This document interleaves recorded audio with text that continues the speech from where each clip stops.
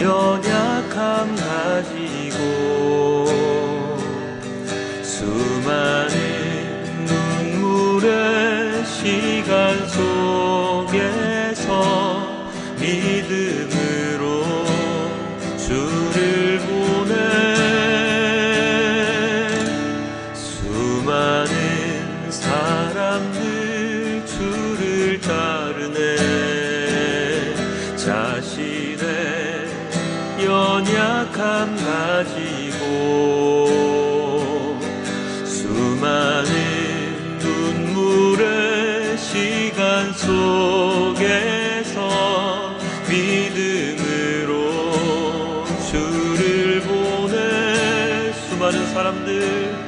수많은 사람들 주를 따르네 자신의 연약함 가지고 수많은 눈물의 시간 속에서 믿음으로 주를 보내 주의 영원한 사랑으로 주의 말씀을 이루시네 삶의 모든 문제들 나를 힘겹게 해도 포기하지 않는 오늘을 살아내리라 소망이 보이지 않는 내 삶 속에 주님만이 소망되어 주의 뜻 이루시리라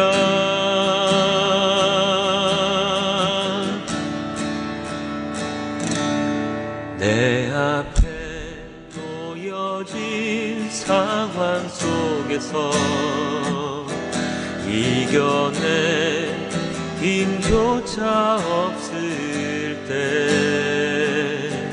연약한 나에겐 힘겨운 이 길 믿음으로 나아가네 주의 영원한 사랑으로 주의 말씀을 이루시네 삶의 모든 문제들 나를 힘겹게 해도 포기하지 않는 오늘을 살아내리라 소망이 보이지 않는 내 삶 속에 주님만이 소망되어 주의 뜻 이루시리라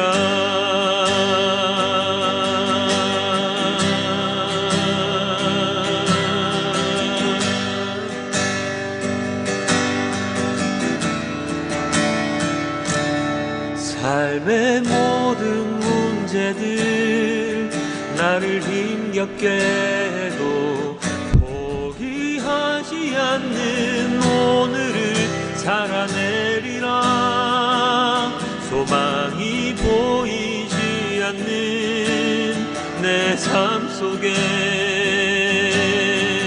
주님만이 소망되어 주의 뜻 이루시리라 삶의 모든 문제들 나를 힘겹게 해도 포기하지 않는 오늘을 살아내리라 소망이 보이지 않는 내 삶 속에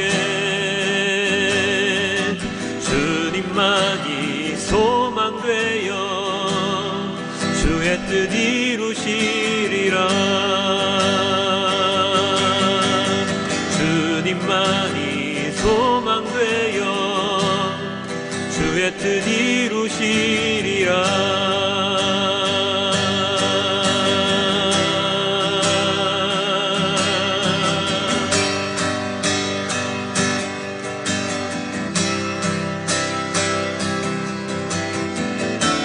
나 주님의 기쁨 되기 원하네. 나 주님의 기쁨 되기 원하네. 내 마음을 새롭게 하소서. 새 부대가 되게 하여 주사. 주님의 빛 비추게 하소서. 내가 원하는 한 가지 주님의 기쁨이 되는 것. 내가 원하는 한 가지 주님의 기쁨이 되는 것. 내가 원하는 한 가지 주님의 기쁨이 되는 것. 내가 원하는 한 가지 주님의 기쁨이 되는 것. 겸손히 내 맘 드립니다. 나의 모든 것 받으소서. 나의 맘 깨끗게 하여 주사. 주의 길로 향하게 하소서. 내가 원하는 한 가지 주님의 기쁨이 되는 것. 내가 원하는 한 가지 주님의 기쁨이 되는 것. 내가 원하는 한 가지. 내가 원하는 한 가지 주님의 기쁨이 되는 것. 내가 원하는 한 가지 주님의 기쁨이 되는 것. 내가 원하는 한 가지 주님의 기쁨이 되는 것. 내가 원하는 한 가지 주님의 기쁨이 되는 것. 내가 원하는 한 가지 주님의 기쁨이 되는 것. 내가 원하는 한 가지 주님의 기쁨이 되는 것.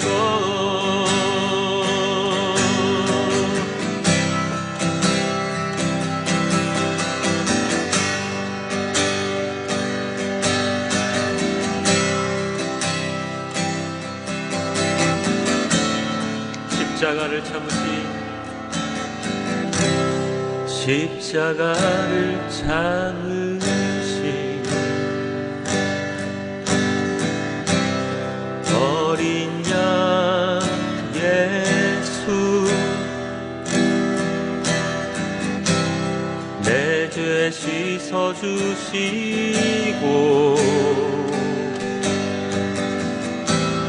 구속하셨네.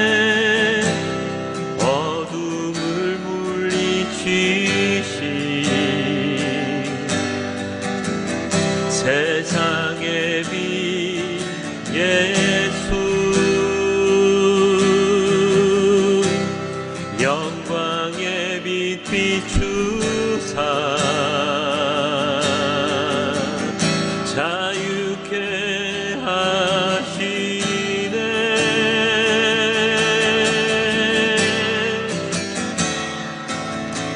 예수 하나님의 완전한 사랑, 예수 하나님의 값없는 은혜, 예수 하나님의 놀라운 지혜, 아름다운 그 이름 예수. 십자가를 참으신 어린 양 예수, 내 죄 씻어주시고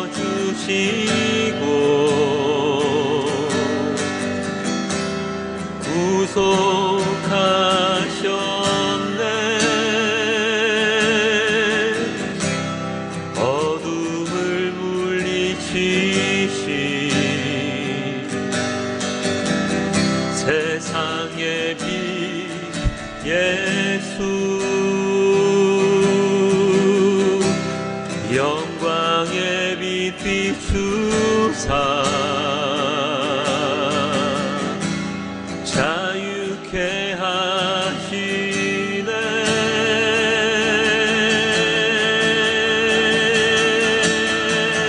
예수 하나님의 완전한 사랑, 예수 하나님의 값없는 은혜, 예수 하나님의 놀라운 지혜, 아름다운 그 이름 예수.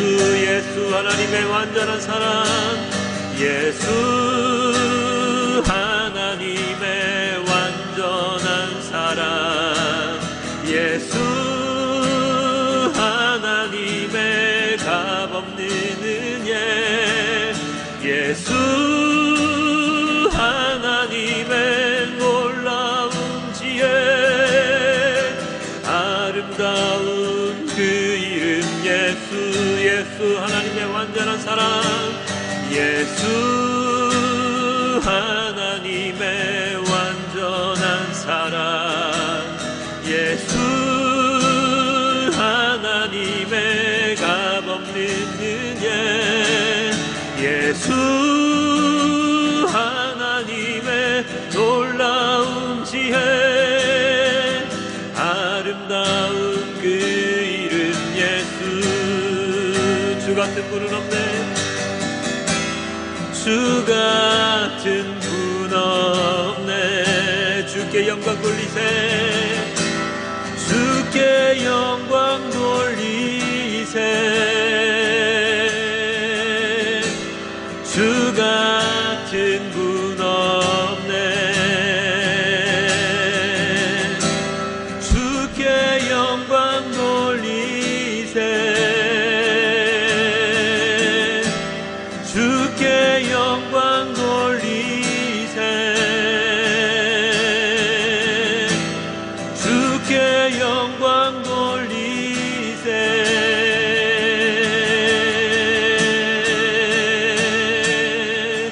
예수 하나님의 완전한 사랑, 예수 하나님의 값없는 은혜, 예수 하나님의 놀라운 지혜, 아름다운 그 이름 예수. 예수 하나님의 완전한 사랑, 예수 하나님의 값없는 은혜, 예수 하나님의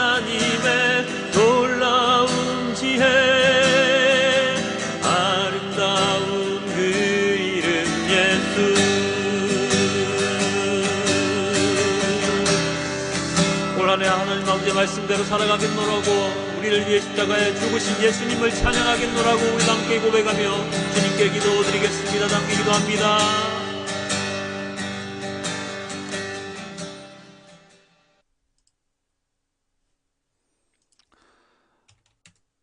네, 2018년 새해가 밝았습니다. 벌써 일주일이라는 시간이 지났네요. 일주일 동안 한 해 계획은 잘 세우셨을까요? 아무쪼록 올 한 해 좋은 계획으로 하루하루를 살아가는 우리 모두가 되길 주님께 기도해 봅니다. 자, 한 해를 시작하면서 올 한 해는 정말로 말씀에 매진해야 하겠다는 생각을 합니다. 이것저것 많은 소재들, 재료들, 아이템들이 우리들 앞에 생산되고 있지만 진정한 그리스도인으로서 가장 중요하게 생각해야 할 것은 바로 말씀이지 않겠습니까? 우리가 집중해야 하는 것은 바로 말씀, 성경입니다. 그렇다고 해서 그 활자화된 그 성경책을 맹목적으로 추종하자는 것은 아니고요.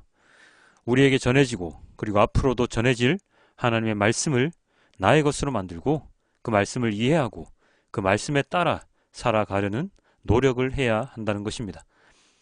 에이, 그걸 모르는 사람이 어디 있어요? 하고 반문하시는 분이 많지요. 그렇죠. 모든 그리스도인은 귀에 못이 박히도록 말씀에 충실하라는 이야기를 듣습니다. 그리고 많은 컨텐츠들 또한 말씀을 기반으로 제작되고 전해지겠지요. 그런데 어느 순간부터 우리는 말씀, 하나님의 메시지에 집중하기보다는 그것을 어떻게 우리 삶에 접목시키느냐 하는 것에 더 골몰하고 있는 듯 보입니다. 어떤 분은 이렇게 얘기합니다. 당연히 말씀을 삶에 잘 접목시켜야 하는 것 아닙니까? 목사님의 설교들은 다 거기에 초점이 맞춰져 있잖아요. 그래서 설교 말미에는 언제나 어떻게 이번 한 주를 이 말씀을 붙잡고 살아갈지에 대해 고민하라고 말씀하시지 않습니까? 그렇습니다. 맞습니다. 삶에 그 말씀을 접목시켜야 하지요. 1000번, 10,000번 옳은 이야기입니다. 그런데 솔직히 얘기해서 설교 듣고 난 이후에 그 설교 내용대로 살아갈 수 있던가요? 아니, 그 설교 내용이 기억은 나시던가요? 기억 잘 안 납니다. 그렇다고 설교 시간에 졸았던 것도 아니고 열심히 들었는데 도무지 기억이 안 납니다. 심하게는 주일 예배 마치고 집에 가면서 오늘 설교 제목이 뭐였는지도 기억이 안 날 때가 있습니다. 목회자는 다를까요? 목회자들도 그 주에 설교했던 설교 내용 기억 못하는 경우가 있습니다. 몇 시간을 말씀 묵상을 하고 전했는데 내가 지난주에 무슨 내용으로 말씀을 했지? 할 때가 있다는 것입니다. 어처구니가 없어 보이기는 하지만 그게 사실입니다. 자, 그렇다면 이 모든 사람들이 허투루 예배를 드렸습니까? 그렇지 않습니다. 열심히 예배하고 말씀 준비하고 교회 사역했습니다. 이것저것 봉사도 하고 헌금도 하고 많은 이야기를 듣고 살아갑니다. 그런데 왜 우리는 매년 똑같은 이야기를 들어야 합니까? 왜 우리는 매일 하나님의 말씀을 묵상한다고 생각하는데 우리의 삶은 나아지질 않습니까? 미스테리한 일이지 않습니까? 매년 절기는 똑같은데 매년 설교 본문은 거의 비슷한데 들으면 또 새롭고 들으면 예전에 들었던 것 같은데 또 은혜 받는 것 같고 그렇지요. 왜 그렇습니까? 왜 똑같은 일들이 반복될까요? 매년 동일한 꿈을 꾸는 겁니까? 참으로 이해할 수 없죠. 그렇습니다. 우리는 이해하지 못하는 세상 속에서, 아니 이해할 수 없는 세상 속에서 살아가고 있습니다. 매년 범죄자들은 감옥에 가는데 왜 이 세상은 범죄가 끊이질 않을까요? 중학교, 고등학교, 대학교, 심지어 요새는 대학원까지 다니면서 우리의 교육 수준은 높아져만 가는데 왜 우리의 삶은 더 힘들어지는 것처럼 느껴질까요? 국민소득은 20년 전, 30년 전보다 훨씬 높아졌는데 왜 사람들이 말하는 행복지수는 그때보다 떨어질까요? 왜 자살률은 세계 최고의 수준에서 벗어나지 못할까요? 참으로 이해할 수 없는 세상입니다. 의문투성이인 세상이지요. 그래서 우리는 답을 찾기 위해서 이리저리 헤매이다가 결국은 원점으로 돌아오기를 반복합니다. 그리고 그 원점이 무엇인지 잘 안다고 생각하는데 그 원점에 대해 의심을 품고 이해하지 못하며 살아갑니다. 우리가 매년 똑같은 말씀으로 돌아가고자 말하고 우리가 매년 똑같이 말씀으로 돌아가자고 말하고 매일 말씀 묵상하는 삶을 살자고 이야기하는데 언제나 그렇지 못한 삶을 바라보면서 뭐 원래 인간이 그렇지 뭐 하면서 자기 위안을 하며 살아가고 있습니다. 그런데 그게 인간이기 때문에 그런 것일까요? 아유, 인간이니 하면서 자기 위안하면 모든 게 해결이 될까요? 그렇지 않을걸요? 내년 초, 2019년 초 또 똑같이 올해의 화두는 말씀입니다 하고 똑같은 설교를 또 들어야 합니까? 아마도 또 들을 것 같습니다. 그런데 적어도 오늘 이후에는 그런 생각을 하지 않으면 좋겠습니다. 내년에는 다른 말씀을 전하고 듣고 싶습니다. 매년 똑같은 말씀을 보는 게 아니라 해가 갈수록 말씀에서 자유로워지는 그런 한 해가 되었으면 좋겠습니다. 이렇게 말하니까 좀 이상합니까? 말씀에서 자유로워진다니요? 말씀을 보지 말자는 말입니까, 목사님? 하고 생각하시나요? 그렇게 생각할 수도 있습니다만 제가 말하는 말씀에서 자유로워지자는 것은 말씀이 기본이 되어서 이젠 그 말씀을 통해서 세상을 살아가는 진정한 그리스도인이 되자는 것입니다. 그게 제 소망입니다. 말씀을 제대로 알고 있다면, 말씀을 제대로 전할 수 있다면 말씀에 따라 사는 것이 힘들지라도 그 말씀을 제대로 삶 가운데 표출할 수 있다면 그것이 바로 말씀에서 자유로워지는 것입니다. 예를 들어 보겠습니다. 사람은 공기가 없으면 죽습니다. 공기가 있어야 자유롭게 살아갈 수 있습니다. 사람이 물속에서는 많은 장비를 착용해야지 오랫동안 버틸 수 있는 이유가 바로 그것이죠. 물속에 있는 공기를 물고기처럼 호흡할 수는 없기 때문입니다. 물 밖에 나와야 우리는 자유롭게 숨을 쉴 수가 있고 살아갈 수가 있지요. 마찬가지입니다. 말씀이 없는 세상은 물 속의 세상, 그리고 말씀이 있는 세상은 바로 물 밖의 세상입니다. 말씀으로 가득 찬 세상이 물 밖의 세상이고 말씀을 선별해서 잘 들어야 살 수 있는 곳이 바로 물 속의 세상입니다. 많은 자료들, 재료들, 컨텐츠들을 통해서 숨을 쉴 수 있는 곳이 바로 물속 세상이며 아무런 도구 없이 살아갈 수 있는 곳이 바로 물 밖의 세상, 말씀으로 가득 찬 세상입니다. 그렇게 자유롭게 살아가야 합니다. 누군가의 그 무엇의 도움도 없이 내가 살아갈 수 있는 세상, 그것은 말씀으로 살아갑시다, 말씀으로 돌아갑시다, 말씀이 우리의 생명입니다 하면서 외치지 않아도 되는 세상, 당연히 나는 말씀으로 살아가는 사람이니까 하며 생각하는 세상, 그런 세상에서 살아가는 사람이 되는 것, 그것이 바로 올해의 목표이면 좋겠습니다. 오늘 우리가 읽은 본문은 창세기 1장입니다.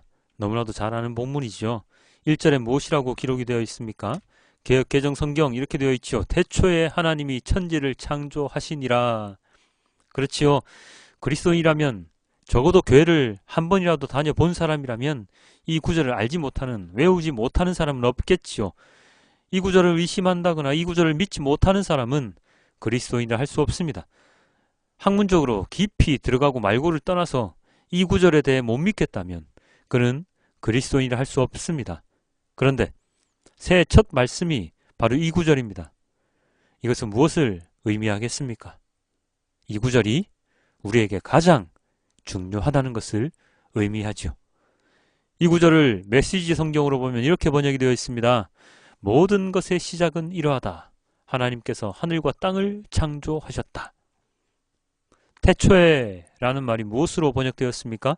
모든 것의 시작은 이러하다 라고 번역이 되었지요. 저는 이 말씀이 더 와닿습니다. 모든 것의 시작은 이러하다.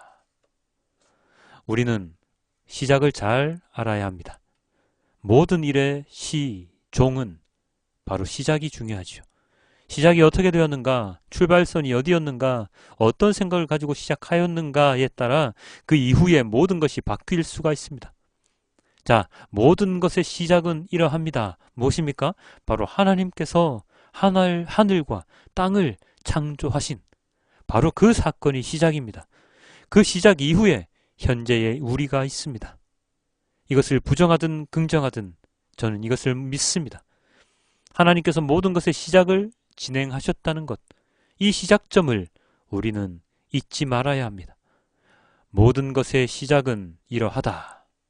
모든 것의 시작, 모든 것, 모든 것, 내가 태어난 것, 부모님이 태어난 것, 과거에 있었던 모든 사건들, 요즘 유행하는 1980년대 대한민국에서 벌어진 모든 사건들, 그리고 이후에 일어날 모든 사건들은 바로 하나님의 창조 사건에서부터 시작되었습니다. 그 시작을 누가 했다고요? 하나님께서 하셨습니다. 그렇다면 그 진행은 누가 합니까? 우리들이 합니까? 아니면 귀신들이 합니까? 아니면 동물들이 합니까? 아니면 식물들이 합니까? 아니죠.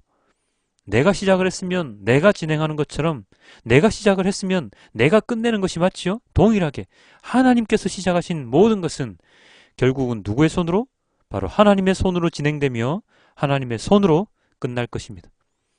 인간의 모든 역사, 인간의 모든 생로병사 자체를 하나님께서, 자연의 모든 생태계를 하나님께서 주관하시는, 진행하시는, 그리고 끝내시는, 그것이 바로 하나님의 창조 사건이며 새해 첫 시작을 알리는 주일, 우리가 기억해야 하는 것입니다. 그렇게 시작된 이 세상은 누구의 개입이 있습니까? 바로 하나님의 개입이 있지요. 어떤 하나님의 개입입니까? 바로 하나님의 아들 예수님입니다. 오늘의 또 다른 본문인 마가복음 본문은 어떠한 내용입니까? 바로 세례 요한의 등장과 그 세례 요한에게 세례를 받으시는 예수님의 이야기가 등장하지요. 세례 요한이 무엇이라고 말합니까? 이렇게 말합니다. 세례자 요한이 광야에 나타나서 죄를 용서받게 하는 회개의 세례를 선포하였다. 회개의 세례를 선포하였다. 그리고 1장 7절에서 8절 이렇게 되어 있습니다. 그는 이렇게 선포하였다. 나보다 더 능력 있는 이가 내 뒤에 오십니다. 나는 몸을 굽혀서 그의 신발끈을 풀 자격조차 없습니다. 나는 여러분에게 물로 세례를 주었지만 그는 여러분에게 성령으로 세례를 주실 것입니다. 그 이후에 어떤 사건이 일어납니까? 9절입니다. 그 무렵에 예수께서 갈릴리 나사렛으로부터 오셔서 요단강에서 요한에게 세례를 받으셨다. 그렇죠? 사람이 사건을 진행하는 것처럼 보이지만 자세히 들여다보면 하나님의 개입이 나타남을 알 수 있습니다. 세례를 요한이 시작했지만 진정한 세례는 그분, 바로 예수님께서 주십니다. 무엇으로 주신다고요? 바로 성령으로 주십니다. 이 사건을 증명한 것이 바로 오늘 본문 사도행전에 나와 있죠. 바울이 만난 제자들, 그들은 세례 요한의 세례밖에 몰랐습니다. 그러나 그들은 바울의 세례를 받고 예수님을 영접하며 성령 임재를 체험하게 됩니다. 사도행전 19장 4절에서 6절이 이렇게 되어 있습니다. 바울이 말하였다. 요한은 백성들에게 자기 뒤에 오시는 이 곧 예수를 믿으라고 말하면서 회개의 세례를 주었습니다. 이 말을 듣고 그들은 주 예수의 이름으로 세례를 받았다. 그리고 바울이 그들에게 손을 얹으니 성령이 그들에게 내리셨다. 인간의 일 가운데 하나님의 개입이 있은 후에야 사람들은 하나님을 알 수 있게 됩니다. 내가 하나님을 먼저 아는 것이 아니라 하나님의 개입이 있은 후에야 우리는 하나님을 알 수 있습니다. 왜 그럴 수밖에 없습니까? 바로 하나님께서 시작하셨기 때문입니다. 하나님을 안다고 생각했던 제자들은 세례 요한을 세례를 받았으나 예수님을 알지 못했습니다. 왜요? 성령 하나님을 만나지 못했기 때문이지요. 세례를 받았으나 진정한 세례를 받지 못하였지요. 본편을 보지 못하고 예고편만 보고 살아가는 것과 다름없었습니다. 예고편은 그냥 예고편일 뿐 본편과는 다르지요. 차원이 틀립니다. 어떻게 이야기가 진행될지, 결말이 어떻게 될지 전혀 알 수가 없습니다. 예고편만 보면 그렇죠? 그렇기에 본편을 봐야 합니다. 본편의 삶을 살아야 합니다. 그 삶이 바로 하나님의 개입이 있는 삶입니다. 예수님을 아는 삶이고 성령님의 임재를 체험하는 삶입니다. 그것이 바로 말씀으로 살아가는 삶입니다. 사랑하는 성도 여러분, 매주 같은 말씀을 듣습니다. 말씀으로 살아가라고, 말씀을 따르라고, 예수님을 닮아가라고 말입니다. 그런데 매주일 우리는 똑같지요? 왜요? 하나님의 개입이 없는 삶을 살아가기 때문입니다. 자유하지 못한 삶을 살아가기 때문입니다. 누군가가 우리에게 산소통을 주지 않으면 살아갈 수 없는 물속에 살고 있기 때문입니다. 내가 내 자신이 자가호흡할 수 있는 세상이 있음에도 불구하고 우리는 자가호흡하지 못하는 물속에서 살아가기 때문입니다. 이제 그 물속에서 나오십시오. 물 안이 따뜻하고 좋습니까? 편안합니까? 내가 산소통을, 그 무거운 산소통을 메고 있다는 사실, 그 산소통에 산소가 다 소모되면 또다시 또 다른 산소통을 사기 위해서 발버둥 치는 그런 삶을 사는 게 편하십니까? 그것이 불편하다는 것 자체도 이제는 인식하지 못하지요? 이제 깨달으십시오. 인식하십시오. 언제까지 사람들이 주는 컨텐츠를 받아 감 먹으면서 공급받으면서 살아갈 겁니까? 사람들이 주는 공급에 의존하지 말고 하나님께서 주시는 것으로 자유롭게 살아가십시오. 내가 말씀을 직접 받아들이는 자가 되십시오. 내가 말씀을 직접 이해하고 말씀을 주도적으로 묵상하는 자가 되십시오. 저는 그렇게 여러분들이 살아갈 수 있도록 돕는 자일 뿐입니다. 세례 요한이 주는 세례는 예수님을 선포하는 세례입니다. 세례 요한의 세례로는 자유할 수 없었지요. 하나님을 제대로 알 수 없었지요. 하나님 나라를 제대로 알 수 없었지요. 맞습니다. 왜요? 세례 요한은 뒤에 오시는 분을 소개하는 사람이었기 때문입니다. 직접 내가 성령 세례를 받아야 하고 예수님을 영접해야 합니다. 모든 목회자들은 세례 요한처럼 여러분에게 하나님을 소개하는 자들이지, 모든 콘텐츠들은 하나님을 우리에게 알려주는 것들이지 그 자체가 하나님이 아닙니다. 예수님이 아닙니다. 말씀이 아닙니다. 맹목적으로 교회를 추종하고 목사를 하나님처럼 추대하고 살지 마십시오. 그들 또한 한낱 인간에 불과하고 한낱 시스템에 불과하고 한낱 건물에 불과합니다.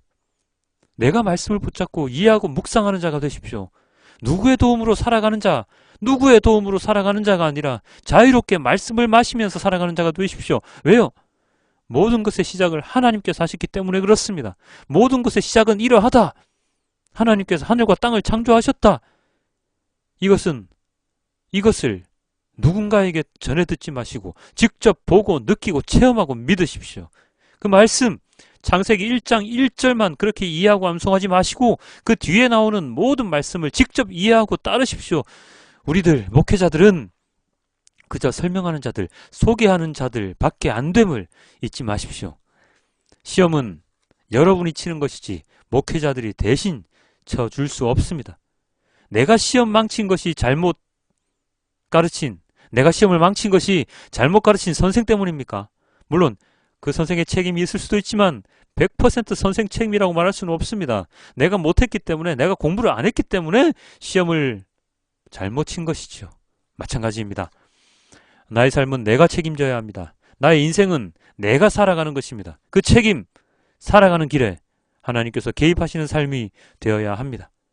그렇게 되기 위해서는 우리는 내가 말씀을 묵상하고 내가 아는 자가 되어야 합니다. 새해가 밝았습니다. 부디 올해는 정말로 내가 말씀을 묵상하는 자, 누군가 주는 재료를 읽는 자, 듣는 자가 아닌 내가 묵상하는 자가 되기를 소망합니다. 올 한 해 어떤 계획을 세우셨는지 제가 알 수는 없지만 1순위로 말씀을 계획으로 세우셨기를 바랍니다. 하나님의 개입은 필연적입니다. 하나님이 만드신 세상에 살아가기 때문입니다. 그것을 거부하거나 외면하지 마십시오. 결국 모든 것의 결말은 하나님께서 내시기 때문이죠. 모든 것의 시작은 이러합니다. 그러니 진행과 끝, 우리의 인생사에 말씀이 없는 산소통에 의지하는 삶이 아니라 말씀으로 가득 찬 그런 인생, 말씀으로 자유한 그러한 한 해가 되시길 주님께 기도드립니다. 기도하겠습니다. 아버지 하나님, 너무나도 감사합니다. 주님께서 우리에게 주시는 말씀을 내가 직접 묵상하는 자가 되기를 소망합니다.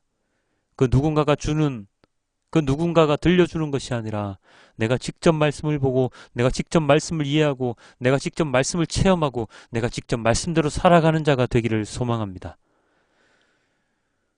세상에 떠도는 그 많은 것들에 의존하지 아니하고 나의 눈 바로 앞에 있는 주님의 말씀에 의지하며, 그리고 나를 언제나 지켜주시는 하나님께 기도하며 찬양하며 하나님께 의지하며 살아가는 우리 모두가 되기를 소망합니다.